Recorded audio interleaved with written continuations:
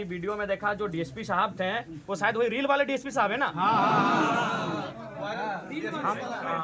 हम उनको व्यक्तिगत नहीं जानते हैं। मैं उस डीएसपी साहब को व्यक्तिगत नहीं जानता हूं, लेकिन उनको रील का बड़ा शौक है। हमने बहुत बार देखा है कि कभी बस में चढ़ के रील बनता है, कभी ट्रैफिक में रील बनता है, बहुत सारे। हमें लगता है उनका हम 2-3 दर्जन रील देखे हैं। तो हम ये जानना चाहते हैं, और बिल्कुल मैं लोकतंत्र के चौथे स्तंभ के माध्यम डीएसपी साहब से ही मेरा सवाल होगा कि सूर्या जब भाग रहे हैं तो आपने कहा रील बनाया, इसमें तो आपको ज्यादा फिर ताली वगैरह नहीं बजाएंगे। मैं बार बार कर रहा हूँ, शोक कार्यक्रम है, लेकिन चूंकि भीड़ है इसीलिए मैं संबोधन कर रहा हूँ। तो आपने कहने दुनिया को दिखाया इस रील को कि सूर्या भाग रहा है। जब आपने उसके बाद के वीडियो को दिखाया, पुलिस आ रही है, बॉडी लेके जा रही है, तो भागने का एक वीडियो बना देते, चूंकि ये तो रील वाले डीएसपी हैं। आपने भी देखा है, मैं इनको नाम से नहीं जानता, लेकिन मैंने देखा वीडियो में बोला रहे थे रील वाले डीएसपी साहब हैं। जो भी हमको नाम से उनसे कोई हमारी शत्रुता भी नहीं है। जो भी भाई अपने पढ़ाई के दम पर आए हैं उनका हम सम्मान करते हैं कि वो डीएसपी हैं। लेकिन सवाल है, अब जला हुआ निशान तभी आता है जब या तो उसमें गर्म दूध गिरे, गर्म तेल गिरे, गर्म चाय गिरे, या तो आग से झुलस जाए, या फिर करंट लगे, इलेक्ट्रिसिटी लगे। लोगों ने कंप्रोमाइज कर लिया है कि जो हो रहा है होने दो, क्योंकि हम लड़ नहीं पा रहे हैं। लड़ इसलिए नहीं पा रहे हैं कि आपको भी मालूम है, आज सत्ता जिनके पास है, पुलिस जिनके पास है, सरकारें जिनके पास है, वो इस राज्य को चला रहे हैं। ये नाम के मैं आपको बार बार कहूंगा, हेमंत बाबू लाख कहें कि आदिवासी का बेटा है, आदिवासी की सरकार है, लेकिन ईमानदारी से कहिए चला कौन रहा। सभा में सवाल उठाएंगे सर। देखिए, विधानसभा का सत्र अभी संदेह में है। इस बार का सत्र आपको भी मालूम है, गुरुजी के निधन के बाद सस्पेंड हुआ था, फिर माननीय मंत्री जी भी अब हमारे बीच नहीं रहे, तो विधानसभा का सत्र सस्पेंस में है। होगा कितने दिनों का होगा, अवसर मिलेगा कि नहीं मिलेगा, लेकिन अगर चला तो मौखिक रूप से या लिखित रूप से जरूर इस बात की मांग करेंगे। अगर चला तो आगे भी तो सर इसका मौका मिल सकता है, अगले आगे मिलेगा, फिर 2 महीना लग जाएगा। आगे आपका दिसंबर के महीने में शीतकालीन सत्र में आपको मौका मिलेगा। अगर इस बार ही ढंग से सत्र चला तो या तो मौखिक या तो लिखित जरूर इस बात की मांग की जाएगी। तो आपसे हम यही आग्रह करेंगे, आप लोग भी आने वाला दिन संथाल परगना की धरती में जिस प्रकार से परिदृश्य को आप बदलते हुए देख रहे हैं, पहले लगता था कि माफियाओं का गढ़ धनबाद बोकारो है, माफिया धनबाद बोकारो में पनपते हैं, लेकिन अब समय के साथ संथाल परगना के जंगलों और पहाड़ों में भी माफियाओं का आगमन हो चुका है। तो हमें लगता है आज आप सभी को एकजुट रहने की आवश्यकता है। आज आपको एकजुट होकर आपको संघर्ष करने की आवश्यकता है। और हालांकि एक बात याद रखिएगा, सूर्या की मृत्यु के बाद ऐसा नहीं है कि जो लोग आंदोलन करते हैं, जो लोग गरीबों के अधिकार की आवाज़ उठाते हैं, वो आवाज़ दबेगी, बल्कि लोग फिर से आवाज़ उठाने का आवाज़ को अपनी ओर बुलंद करेंगे, मुझे पूर्ण विश्वास है। और आप सभी से, आप लोग वहाँ आइए ना, वहाँ पे आपका सवाल का जवाब दे देंगे। अभी जनता के बीच बात हो रही है, तो आप तमाम जो जनता जनार्दन यहाँ उपस्थित हुए हैं, निसंदेह कल को बहुत सारे राजनेता यहाँ आएंगे, लेकिन जिस हुजूम के साथ आप आए हैं शायद कल नहीं आएंगे, क्योंकि आपका वो स्नेह उनके साथ नहीं है, आपका वो लगाव उन नेताओं के साथ नहीं है। मैं भी जानता हूँ आज जो जिस भारी भीड़ के साथ आप इस घर में आए हैं, कल को संभवतः बहुत सारे राजनीतिक दलों के बड़े नेता यहाँ आ भी सकते हैं, लेकिन आप शायद इस भारी संख्या में वहाँ नहीं आएंगे, क्योंकि आपका स्नेह, आपका लगाव उनके साथ वैसा नहीं है। मेरे साथ आपका विशेष लगाव है। तो मैं आपको ये आशा और मैं आपको भरोसा दिलाता हूँ कि इस इनकाउंटर के विषय में सीबीआई जांच की मांग को मजबूती के साथ हम लोग रखेंगे। और निसंदेह चूंकि हम चाहेंगे कि आप लोग एकजुट रहें। राज्य की जो परिस्थिति आज बन रही है, आज एकजुटता की परिस्थिति है कि आज जिस प्रकार से हमारी खनिज पर इनकी नज़र है, उसके लिए ये बहुत प्रकार का हथकंडा अपनाएंगे। ये पुलिस का सहयोग लेंगे, ये नेताओं का सहयोग लेंगे, ये इनकाउंटर का सहयोग लेंगे, क्योंकि उनका लक्ष्य हमारी खनिज है, उनका लक्ष्य हम अगर पहाड़ जाते हैं तो हम जड़ी बूटी के लिए जाते हैं, वो पहाड़ पत्थरों के लिए जाते हैं। हम अगर नदी जाते हैं तो शीतल जल के लिए जाते हैं, वो नदी बालू के लिए जाते हैं। हम अगर खेत जाते हैं तो अनाज के लिए जाते हैं, वो खाद्यान्न के लिए जाते हैं, वो उस मिट्टी के लिए जाते हैं, वो हर चीज़ में अपना व्यवसाय खोजते हैं, वो हर चीज़ में व्यवसाय खोजते हैं। हम प्रकृति के साथ संतुलन बनाकर चलते हैं, हम जंगलों के साथ संतुलन बनाकर चलते हैं, हम जीव जंतुओं के साथ संतुलन बना के चलते हैं, हम नदी की धार के साथ संतुलन बना के चलते हैं, लेकिन वह हर जगह मुनाफा खोजते हैं। और आपको भी जानते हैं कि मुनाफा की जब बात आती है, इंसान इंसान को नहीं पहचानता। एक इंसान को भूल जाता है।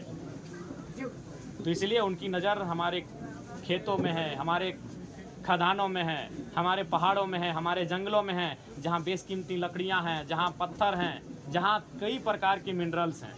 इसलिए आवाज़ अगर उठानी हो, बुलंद होकर एकजुट होकर उठाइए। हमने टुकड़ों टुकड़ों में आवाज़ उठाई है, हम टुकड़ों टुकड़ों में बटे हैं। इसलिए आज आसानी के साथ हमें दबा दिया जाता है।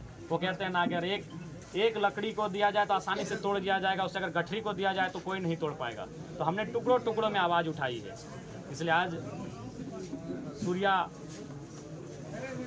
जी के घर उनके परिजनों से मिलकर, और आप सभी जो उनके गांव के हैं, उनके आस पड़ोस के, उनके अगल बगल के हैं, जो मर्माहत हुए हैं इस घटना से, बिल्कुल हम तो बार बार कहेंगे, अगर उनको लगा कि असामाजिक गतिविधियों में उनकी संलिप्तता है तो उनको विधिवत रूप से कार्रवाई करते हैं, न्यायालय लेके जाते हैं, सजा सुनाया जाता, उनको कारावास में डाला जाता।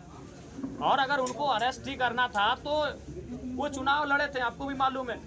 तो चुनाव के टाइम तो सभी नेता अरेस्ट होते हैं, तो फिर उस समय काहे नहीं अरेस्ट किया गया। और दूसरी बात, वो सम्मानित जनता ने उनको वोट दिया है।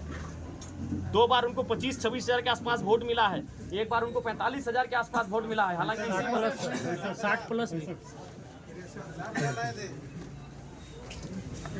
यानी हमें तो लग रहा है कि अगर आज लोबिंदा अगर बीजेपी शिफ्ट नहीं करते तो हमें लगता है सूर्या भाई इस बार विधायक बन के चले जाते आराम से।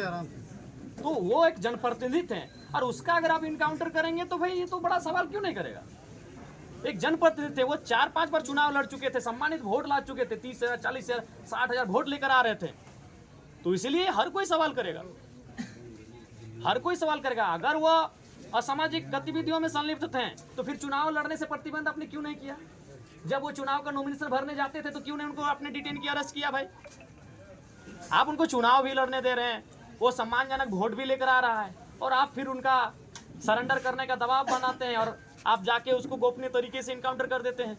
तो सवाल तो बनता है, इस सवाल का जवाब पुलिस प्रशासन को देना होगा, और इसके लिए पूरे राज्य को आवश्यकता है सीबीआई जांच की मांग को बुलंद करे। और मैं भी एक विधायक होने के नाते इस बात को लेकर आपको आश्वस्त करता हूं, सीबीआई जांच की मांग को पुरजोर तरीके से मैं रखूंगा, पुरजोर तरीके से उठाऊंगा, इसकी जांच होनी ही चाहिए।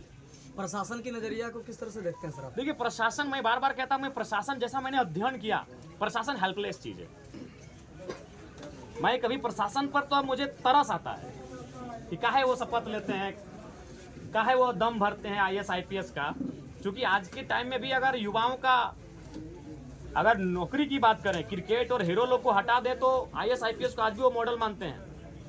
लेकिन आज परिस्थिति क्या है, वो किसी के इशारे पे चलते हैं, चाहे वो कोई पूंजीपति हो, चाहे वो कोई नेता हो, चाहे कोई मंत्री हो, कोई या फिर कोई रसूखदार व्यक्ति हो, ये किसी के दबाव में है। यही जांच का विषय है, ये किसके दबाव में है। बिल्कुल प्रशासन पूरी तरह से दबाव में है, और ये किसके दबाव में, यही जांच का विषय है।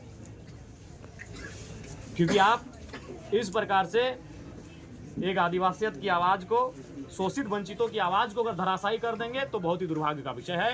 राज्य की जनता चुप नहीं रहेगी, राज्य के आवाम चुप नहीं रहेंगे, वो सवाल करेंगे और बिल्कुल एक साथ गोलबंद होकर सीबीआई जांच की मांग करेंगे। और आने वाले दिनों में बिल्कुल वो कटघरे में होंगे और उनको सवाल का अपना जवाब भी देना होगा कि किन परिस्थितियों में आपने ये कृत्य को अंजाम दिया है।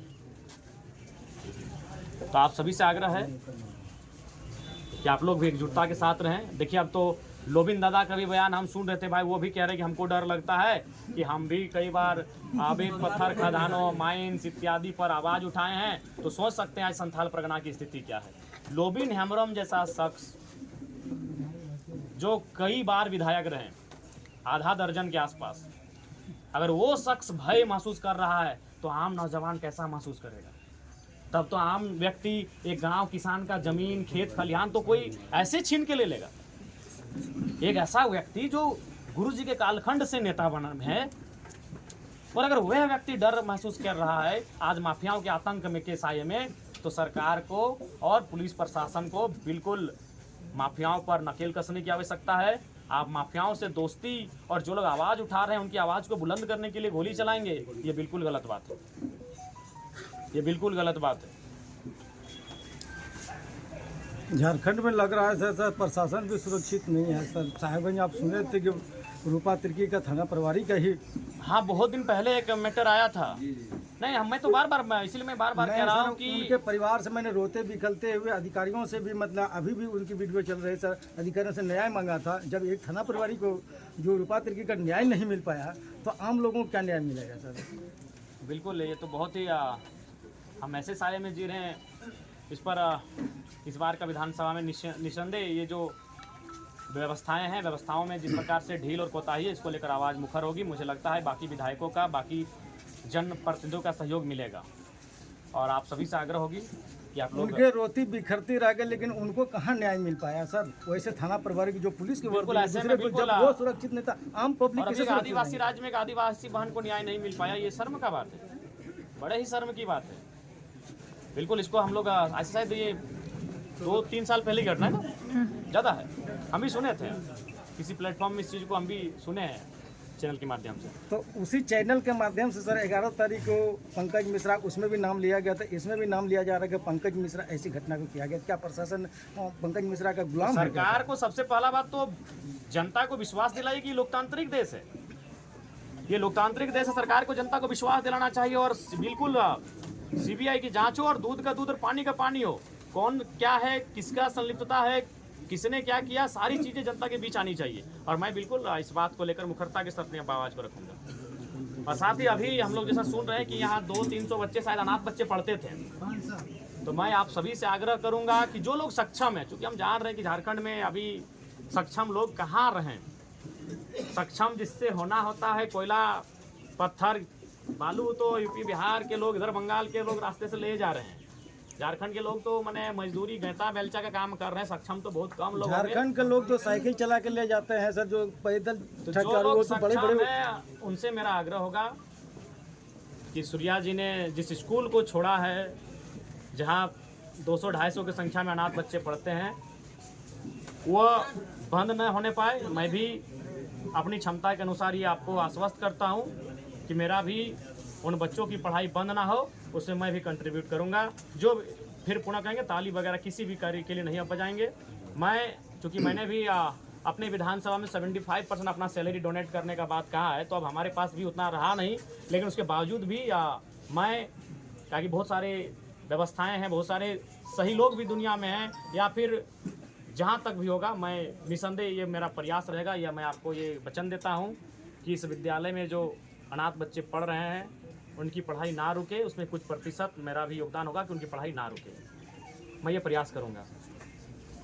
तो पुनः आप सभी को हुल विद्रोह की धरती में हुल जोहार करते हैं और साथ ही आप सभी से आग्रह करते हैं कि एकजुट रहिएगा। आने वाले दिनों में संथाल परगना में धनबाद बोकारो की तर्ज पर माफियाओं का दौर दिखेगा आपको, क्योंकि उधर कोयला खत्म हो रहा है, इधर पहाड़ और पत्थर उनको दिख रहा है, उनका दौर बढ़ेगा। और आपको भी मालूम है, केवल नाम बदला है, ब्रिटिश ईस्ट इंडिया कंपनी से अब कंपनी का नाम कुछ